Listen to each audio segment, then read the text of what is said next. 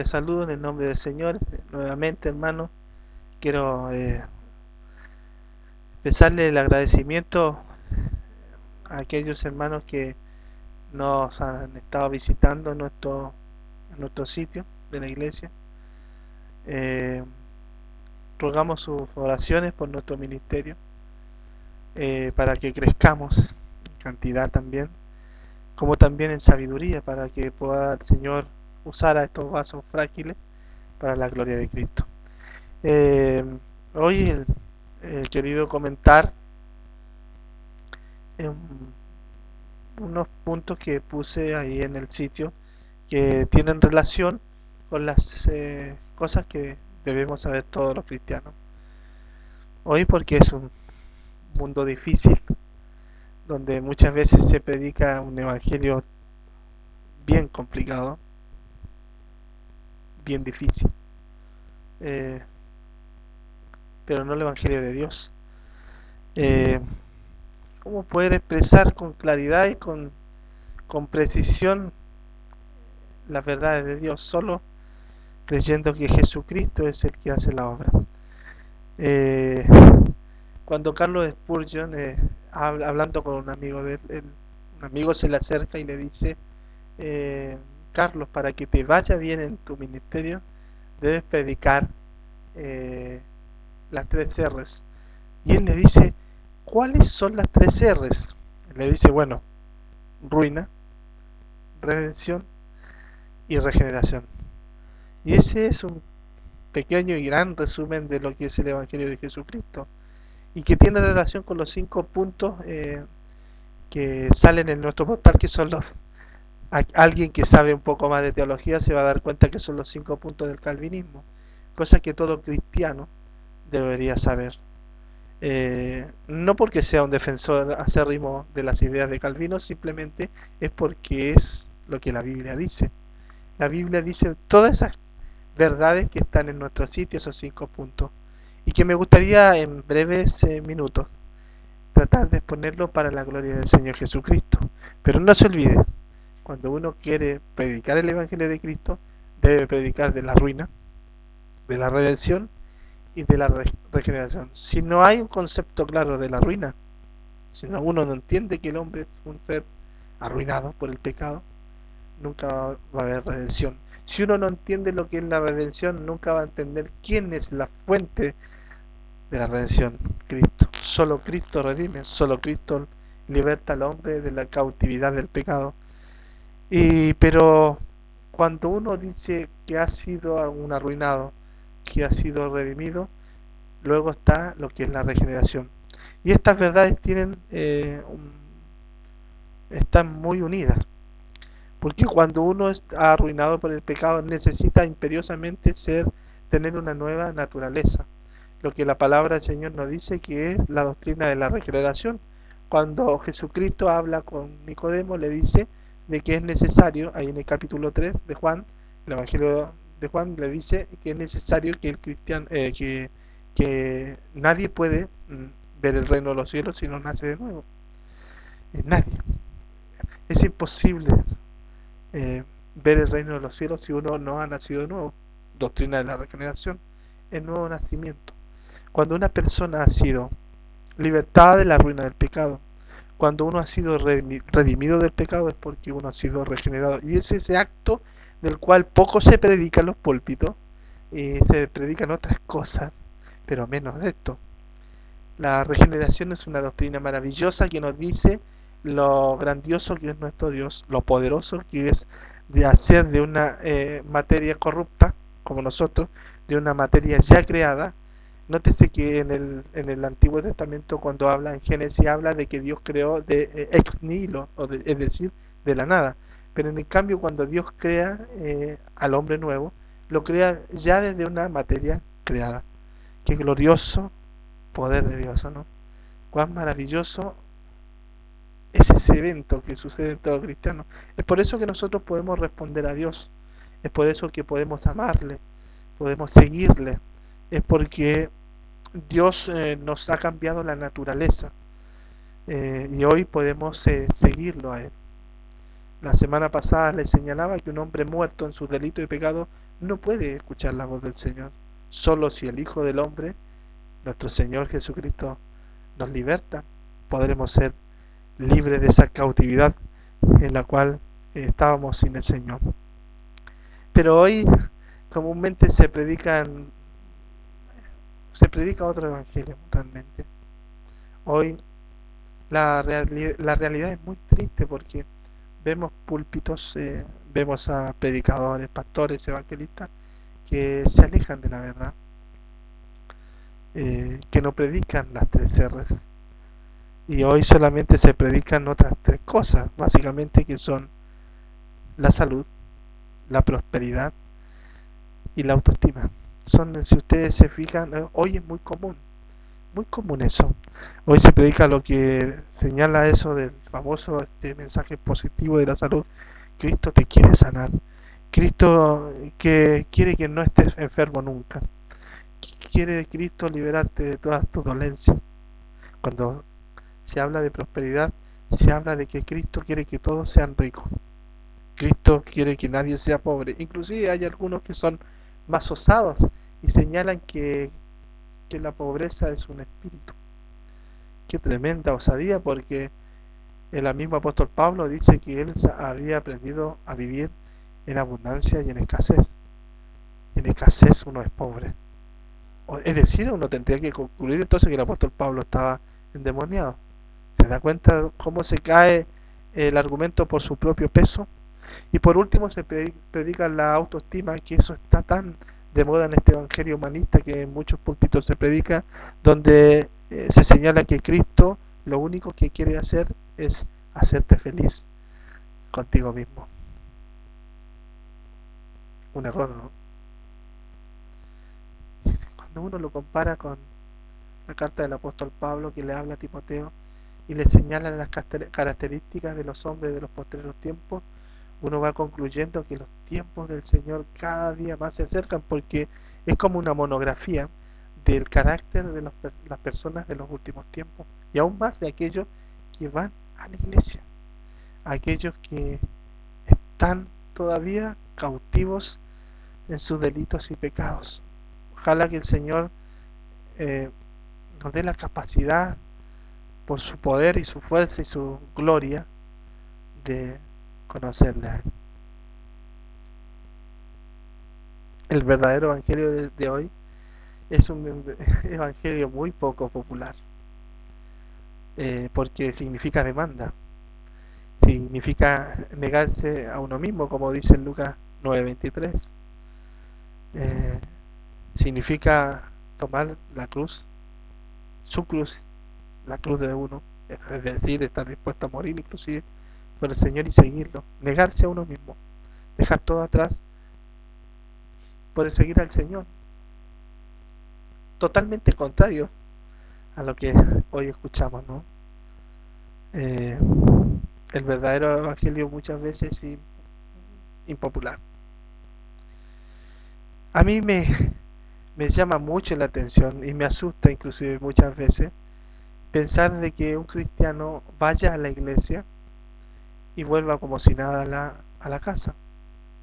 Cuando vas a la iglesia y lo pasas bien en la iglesia, hay un problema, porque realmente la labor de la iglesia es incomodar al hombre.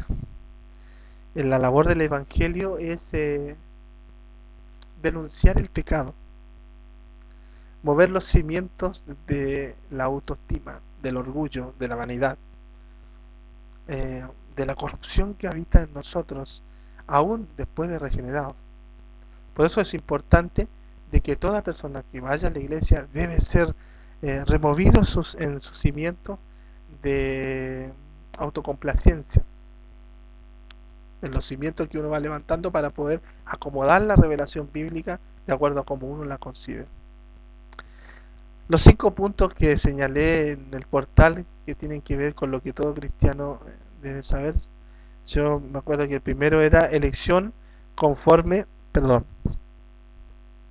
conforme al conocimiento previo de Dios. ¿Qué quiere decir eso en pequeñas palabras? Significa que la elección es un acto soberano de Dios. Conforme al conocimiento previo previo de Dios. Acá eh, no hay libre elección del hombre. Cuando habla este punto de que la elección es conforme al conocimiento previo de Dios, significa las palabras de nuestro Señor Jesucristo cuando le dice a los discípulos: no me elegisteis vosotros a mí, sino que yo os he elegido a vosotros. La salvación es de Jehová. De modo tal que cuando Dios elige a su pueblo, los elige conforme a su conocimiento previo, conforme a su soberano beneplácito. Eso con pequeñas palabras, porque tendríamos que tener bastante tiempo para poder hablar estas cosas. Eso elimina eh, la obra humana. Eso elimina cualquier motivo que uno pueda tener en su corazón de decir de que yo conocí a Cristo porque yo era muy sufrido, porque era un drogadicto, porque era un alcohólico, porque yo tenía una vida muy eh, lastimosa, lamentable. No. Aquí cuando habla de que la elección es conforme al conocimiento previo de Dios, significa que Dios no mira caras, no mira historias, sino simplemente conforme a un soberano llamamiento, a un conocimiento previo de todas las cosas, de modo tal que no es al azar. ¿Se da cuenta por qué hoy la doctrina que enseñan iglesias que no son bíblicas, la doctrina del confesionismo, es decir, de que si hiciste tu fe, con eso es suficiente? Hoy uno puede decir que es salvo si hiciste una fe cuando tenías 5 años. No importa cómo hayas vivido, total, hiciste tu decisión de fe por Cristo. Eh, Cuando uno se pone a meditar bien en esta verdad, uno tendría que llegar a la conclusión de que esa confesión no sirve nada. No sirve de nada porque hasta los demonios creen y tiemblan. La confesión de fe no sirve de nada si el Señor no te ha llamado para su reino. Si no te ha hecho nacer de nuevo, si no te ha liberado de la corrupción del pecado, de la ruina, si no te ha redimido. Cuando un árbol bueno da buenos frutos, esa persona ha sido una persona elegida. Nótese que cuando uno es elegido, de acuerdo a lo que decía Carlos Spurgeon, cuando uno es elegido, el primer sentimiento que tiene que haber es un sentimiento de humillación. Cuando uno tiene un sentido orgulloso, siente orgullo por ser un elegido de Dios, es muy probable que no conozca realmente al Señor, porque una de las cosas que eh, se genera en nuestros corazones cuando entendemos la lección del Señor, produce inmediatamente humillación, porque te das cuenta que era uno un arruinado, un depravado, que si no hubiese sido el Señor quien nos salva, estaríamos bajo la ira de Dios, como lo están todas las personas que no tienen a Jesucristo en su corazón. De modo tal que al conocer la doctrina de la elección y conocernos como elegidos de Dios, en nosotros va a producir, como decía Carlos Spurgeon, santidad. Cuando Dios nos elige, a nosotros nos elige para santificación. No es que es un error pensar de que Dios elige a algunos para el cielo y a otros para el infierno. Más bien es mejor pensar de que Dios elige a algunos para la santificación y como fin la vida eterna, y a otros para rechazar el Evangelio. Aunque en la justicia de Dios se revela a todos los hombres para que conozcan la verdad. Pero evidentemente solo aquellos que han sido elegidos de acuerdo al conocimiento previo de Dios son los que responden al llamamiento de Dios. Es por eso que el Señor dijo que todo aquel que es de la verdad oye su voz. Mis ovejas oyen mi voz. El segundo punto hablaba de la natural y total depravación del género humano. En Romanos 6:23 lo dice con respecto a esa verdad. Carlos Spurgeon decía que esta era la Acrópolis. No solo él, sino muchos teólogos señalaban que esta era la Acrópolis de la fe, de la doctrina, es decir, la torre fuerte. Porque dice en 6:23, dice: porque la paga del pecado es muerte, mas la dádiva de Dios es vida en Cristo Jesús, Señor nuestro. Fíjese lo que dice para compararlo con Romanos 3:23. por cuanto todos pecaron, están destituidos de la gloria de Dios. El segundo punto tenía que ver con la natural y total depravidad del género humano, la depravación total. Cuando uno nace, querido hermano y persona que no conoces al Señor, la Biblia nos dice a nosotros que todo el género humano nace bajo la condenación del pecado, es decir, nace con la inclinación al mal, nace con la inclinación a aborrecer al Señor. De hecho, nacemos aborreciendo al Señor. ¿Quién le enseña a un bebé a ser egoísta? ¿Quién le enseña a un jovencito de 4 años a mentir? ¿Quién? El pecado. A los bebés, ¿quién le enseña a ser egoísta? A querer las cosas porque son egoístas y no importa si el otro queda llorando, no importa si la mamá está. Yo, mi señora, justamente ahora estamos esperando a nuestro segundo hijo y vemos a nuestra chica, a nuestra nena, que le pide cosas a mi esposa, tiene una panza bien grande y a ella no le importa que mi esposa le duele la columna, que se cansa. ¿Por qué? Porque ella piensa solo en ella. Ella manifiesta, ¿cierto?, las evidencias de su corrupción, la corrupción que todos tenemos sin el Señor. Es un tema para dialogarlo muy extenso, pero sí déjame decirte de que la Biblia nos dice de que el género humano, todos los seres humanos son total y absolutamente depravados, total. Cuando uno nace bajo esa condición, uno nace rebelde para con Dios. La conciencia te dice luego, posteriormente, de que uno es un pecador.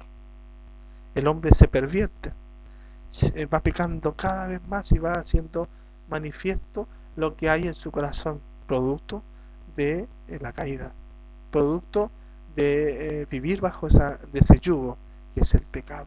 Dios nos libra de la ira de Dios, Dios mismo nos libra de la ira de Dios a través de Cristo y nos libra del yugo del pecado. ¿Qué quiere decir eso? La natural depravación y total del género humano significa que, y tiene relación con lo que le hablaba hace un rato, de que el hombre no puede salvarse a sí mismo. El hombre no, por las obras no puede salvarse porque está depravado. Aún, como dice Isaías, todas nuestras obras son como trapos de inmundicia. Todas las obras que pueda hacer un hombre sin Cristo son todas corruptas, son todas pecados. ¿Por qué? Porque no buscan la gloria del Señor. Es así. Cuando nosotros podemos hacer obras como cristianos, debemos buscar la gloria del Señor porque Dios produce en nosotros el querer como el hacer. La natural y total depravación del género humano nos produce humillación, humildad y un sincero agradecimiento al Señor porque siendo muertos nosotros vimos a nuestro Señor Jesucristo, por la gracia de Dios. Por eso Isaías, cuando se encuentra con Dios ahí en la visión, dice: ay, que soy inmundo de labios, porque mis ojos han visto al Dios Santo de Israel. ¿Te das cuenta? Porque vio su corrupción. El hombre es importante que vea su corrupción para poder ver la gloria del Señor, la gracia. Mientras nosotros no veamos nuestra corrupción, es muy difícil que podamos ver la santidad de Dios, podamos ver la gracia del Señor, podamos entender realmente ese cántico, ese himno que dice: sublime gracia, que a mi pecador salvó. Fui ciego, mas ahora veo yo, por la gracia del Señor. Una persona no puede ver porque está muerto en sus delitos y pecados, está depravado, no puede acercarse a Dios. Si Dios no toma la iniciativa y no te redime, uno puede ser salvo a alguien. El otro punto que también que quería comentarle tiene que ver con la redención particular por la sangre de Cristo. ¿Qué quiere decir esto? Que significa que acá no hay redención nacional, de naciones, ni siquiera hay redención familiar. Hay muchos que creen de la promesa que le dicen Total, yo creí en el Señor, entonces todos mis hijos van a ser salvos. Cuando los profetas dicen que el hombre que pecare, ese morirá. Redención particular. Dios muere por lo suyo. Imputación del pecado, imputación de los pecados de su pueblo, fueron imputados al Señor Jesucristo. ¿Cómo es? La redención particular por la sangre de Cristo significa que Dios, no, la sangre del Señor no es universal para todos, sino para su pueblo. Solo sus escogidos se apropian de esos beneficios. El llamamiento, el otro punto, el llamamiento por el poder del Espíritu Santo significa que uno no puede decir 1.000.000 de personas aceptaron a Jesucristo como el Señor y su Salvador. Hicieron una declaración de fe, escribieron su nombre para hacer un librito en una hoja para ser salvos en esta noche. 50 personas recibieron al Señor en una campaña evangelística. El llamamiento es eficaz y es por el poder del Espíritu Santo. El mismo Espíritu Santo es el que te llama, no es uno. No te confundas, no es que viniste al Señor por tu propia capacidad. El Señor puso el sentir en tu corazón para que vinieses a Él porque estabas muertos en tus delitos y pecados. Estabas corrupto. ¿Cómo un corrupto va a poder acercarse a Dios si lo único que hace es aborrecer al Señor? Entonces solo Dios toma la iniciativa. Solo Él es el que salva. De Jehová es la salvación. Es por eso que el llamamiento es eficaz y es solo por el poder del Espíritu Santo. El Espíritu Santo es el que convence de pecado. El Espíritu Santo te enseña cuál es tu condición delante del Señor, cuál es tu realidad. Entonces, de esa perspectiva, uno va entendiendo que toda la obra, toda la gloria, toda la dispensación, toda la salvación, toda es del Señor, y a Él sea la gloria, ¿no? Nosotros somos solo recipientes de la gracia soberana de Dios sobre nuestra vida. Es un motivo de agradecimiento, ¿no? Es un motivo para producir en nosotros humillación y no orgullo, caminar en santidad. Note, hermano, que cuando Dios nos llama para santificación. No te olvides nunca de eso, lo que hablé hace un rato. Nos llama para santificación y como fin último, la vida eterna. Y por último, el último punto era que la perseverancia final de todos los santos es conforme al poder de Dios. La Biblia dice, en palabra de nuestro Señor Jesucristo, que lo que al Padre le envía al Señor Jesucristo, nadie se los puede arrebatar de la mano. Todos fuimos predestinados antes de la fundación del mundo, escogidos conforme a la voluntad del Señor, conforme al poder de Dios, al soberano llamamiento del Señor. De modo tal que la perseverancia final hasta el final de nuestra carrera en este mundo va a ser por el poder de Dios. Nadie puede perderse si ha sido realmente salvo. Eso no quiere decir de que uno va a ser un licencioso en su vida y va a vivir pecaminosamente. Aquella persona que vive así es muy probable que nunca ha conocido la verdad. Calvino señalaba de que aunque nosotros somos elegidos por el Señor, eso no significa que uno debe ser un licencioso en su forma de vivir. De hecho, el apóstol Pablo señala de que uno debe probarse si está en la fe o no. Un hombre de Dios, como se lo señalaba la semana pasada, lo que va produciendo el temor de Dios en tu vida y el conocimiento del Altísimo es que empiezas a relacionarte con el Señor verticalmente, Dios acá y uno abajo, no horizontalmente. Espero que esas cosas entren a nuestro corazón para que tengamos una vida piadosa, para que tu líder, pastor, predicador del Evangelio, crezcas en la fe. Entiendas que el Evangelio no es una cosa cualquiera. Que no prediques otra cosa que no está en la palabra del Señor.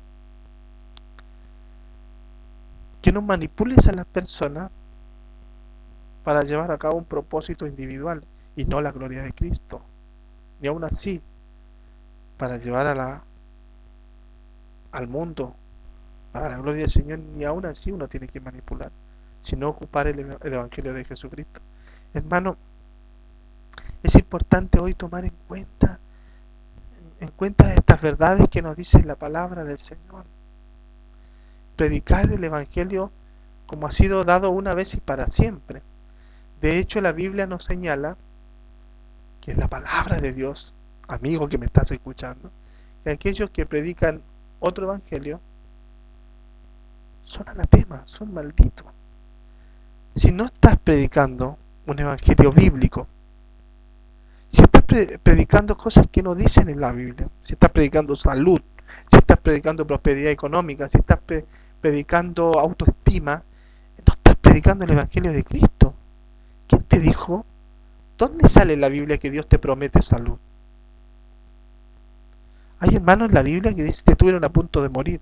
Hay misioneros a través de la historia que fueron devorados por animales, que murieron en manos, murieron muy trágicamente. ¿Quién te dice eso? Nótese Jacobo, cómo murió, a filo de espada, casi al principio. ¿Cómo murió Esteban? Hay personas que no tuvieron buena salud. De hecho, el apóstol Pablo le recomienda a Timoteo que tome, que beba un poco de vino por causa de sus dolores estomacales. Vemos como el Señor, como Timoteo, Pablo, también tenía problemas de salud. Como vemos al Hijo del Hombre que no tenía dónde recostarse. Como vemos que el Hijo del Hombre se hizo pobre siendo rico. Como vemos al apóstol Pablo que supo vivir en escasez y en abundancia. Y aún así todo lo tenía por basura. Por ganar a Cristo. El texto en el griego ocupa un término que es muy fuerte, pero dice el apóstol Pablo en Filipenses 3:8, dice que todo lo tiene por estiércol por ganar a Cristo. ¿Te das cuenta que predicar de prosperidad económica, de que solo Dios te quiere sanar de tus dolencias, te quiere hacer sano, siendo que es muy posible que uno se pueda enfermar en esta vida, inclusive puede hasta morir en esta vida? Es muy posible, porque es el problema de nosotros, de ser mortales. En aquel día no moriremos más, aquellos que viviremos con el Señor.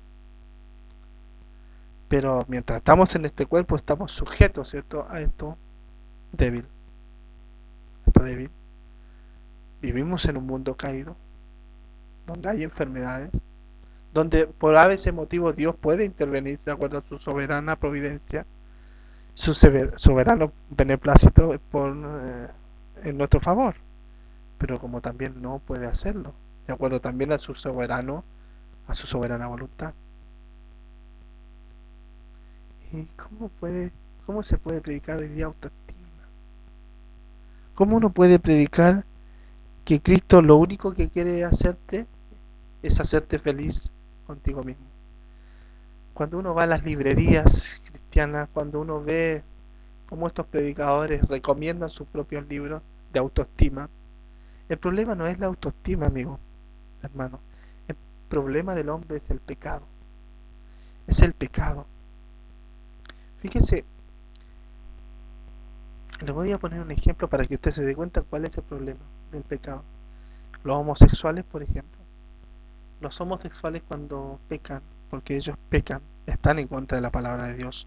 La Biblia dice que todos los homosexuales no van a heredar el reino de los cielos. Si alguien predica lo contrario, si alguien cree lo contrario, no se está ajustando a la palabra del Señor. Estoy convencidísimo, estoy seguro, y usted también debe saberlo, que un homosexual, cuando está solo, su conciencia lo muerde, lo recrimina y le dice que está en pecado, le dice que está haciendo las cosas mal, pero él quiere esconderse, ¿cierto? Y tiene que buscar grupos de apoyo, estos grupos de apoyo que ellos Es como con los drogadictos, ¿vio? Un drogadicto va a otros drogadictos para que entre ellos se entiendan y vivan en un grupo de apoyo. Si usted se fija, los alcohólicos se van y se juntan con otros alcohólicos para poder acompañarse, para poder apoyarse. Y lo pasa lo mismo con los homosexuales. El homosexual sabe que peca, sabe que eh, eh, la fornicación que cometen no le agrada al Señor. Sabe mucho que aquellos que practican ellos no heredarán el reino de los cielos, no lo van a heredar. Entonces, en vez de buscar la sanidad del alma, prefieren rebelarse ante el Señor. ¿Te das cuenta cómo es la característica del hombre de hoy? ¿Te das cuenta cómo es el hombre hoy? ¿Te das cuenta que estamos viviendo en los tiempos que cada vez se acercan más a los tiempos del Señor? Hombres amadores de sí mismos, hombres desobedientes a los padres, jóvenes hijos desobedientes a los padres, padres que no educan a los hijos, que no son temerosos de Dios, hombres que no predican el Evangelio de Dios, hombres que toman la piedad por ganancia deshonesta, que niegan la eficacia del Evangelio, hombres violentos, injuriadores, hombres amadores. Cuando yo hablo de hombres y mujeres, el género humano, hombres amadores de los deleites más que de Dios. Fíjese lo que es hoy. El hombre está preocupado de su figura física. Lo único que quiere es ser hermoso o hermosa, pero su parte interior no le importa mucho. ¿No? ¿Por qué? Porque no se predica el verdadero evangelio. Por eso les señalaba hace un rato de que el problema del hombre es el pecado. Y les señalaba lo de los homosexuales porque el problema que tiene un homosexual no es su condición, sino que es su pecado. Dios es poderoso para hacer un milagro en su vida. Dios es poderoso. Pero primero, Dios manda a todos los hombres a que se arrepientan y procedan al arrepentimiento. Nótese de que el arrepentimiento es una gracia del Señor, no es una obra humana. No es una obra humana. Cuando los judíos se alegraron, se quedaron, mejor dicho, tranquilos, cuando se dieron cuenta de que también el Evangelio era para los gentiles, dijeron, o sea, Dios también les ha concedido la salvación a los gentiles, le ha concedido el arrepentimiento a los gentiles, que procedan al arrepentimiento, porque de Dios es el arrepentimiento. Dios, el que da la gracia para que uno se pueda arrepentir.